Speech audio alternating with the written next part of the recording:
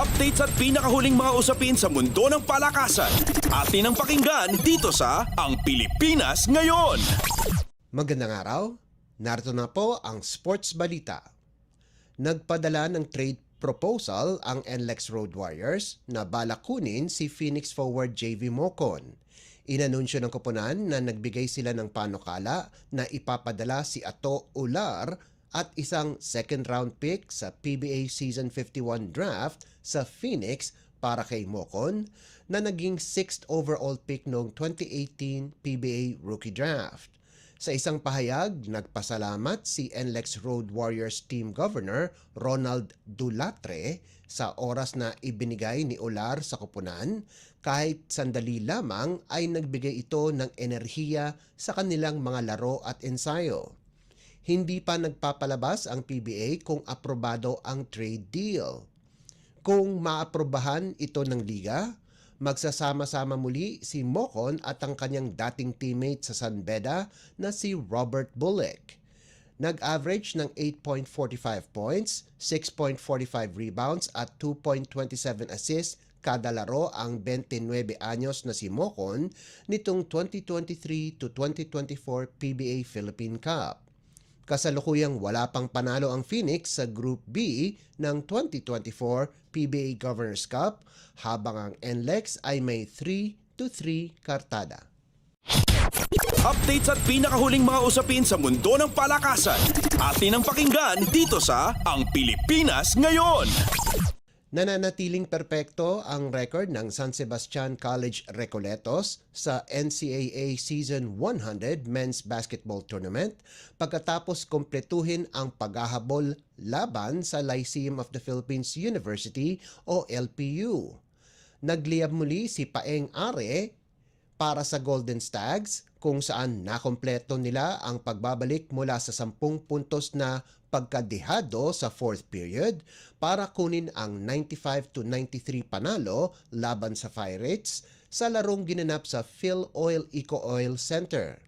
Nagpasiklab muli si Are pagkaraan ang kanyang 30 puntos na scoring laban sa Colegio de San Juan de Letran sa kanilang unang laro ay nakakuha ng halos triple-double sa nagawa nitong 25 markers, 13 rebounds, 8 assists at 2 steals sa loob ng 36 na minutong paglalaro.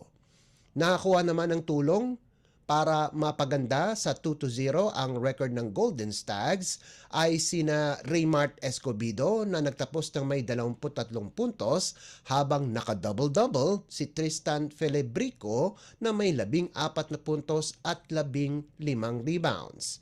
Sa kabilang panig, nanguna sa opensa para sa Lyceum si John Barba na nakalikom ng 25 puntos habang sina JM Bravo at Mac Guadana ay nagtapos ng may 13 at 12 puntos ayon sa pagkakasunod.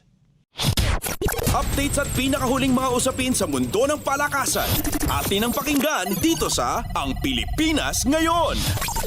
Malugod na tinanggap muli ng National University ang ilan nilang players para makuha ang panalo laban sa Colegio de San Juan de Letran 25-23, 23-25, 25-20 at 26-24 sa 2024 V-League Men's Collegiate Challenge na ginanap sa Paco Arena sa Maynila.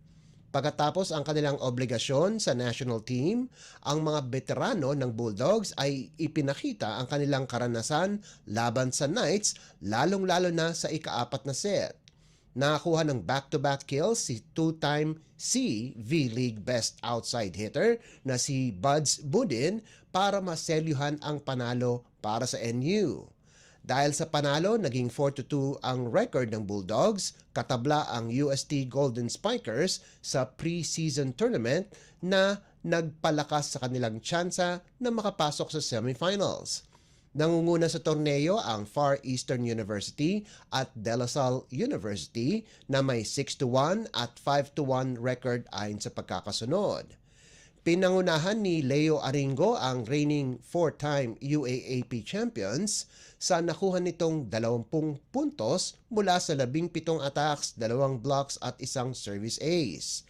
Hindi naman nagpahuli si Buding kung saan nakagawa din ito ng 20 puntos mula naman sa 19 na attacks at isang block. Samantala, ang kapwa Alas Pilipinas player na si Peng Tagubolos ay nagambag ng 10 puntos. Nagtapos naman ng may 17 puntos si Bembem Bautista sa panig ng Letran, habang nagdagdag si Steven Santamaria ng 16 na markers. Tinapos ng Knights ang kanilang kampanya sa torneo ng may 2-5 record. Updates at pinakahuling mga usapin sa mundo ng palakasan. Atin ang pakinggan dito sa Ang Pilipinas Ngayon. At yan ang pinakahuling balita sa larangan ng palakasan. Para sa Radyo Pilipinas World Service, ito po si Leo Magpayo. Magandang araw.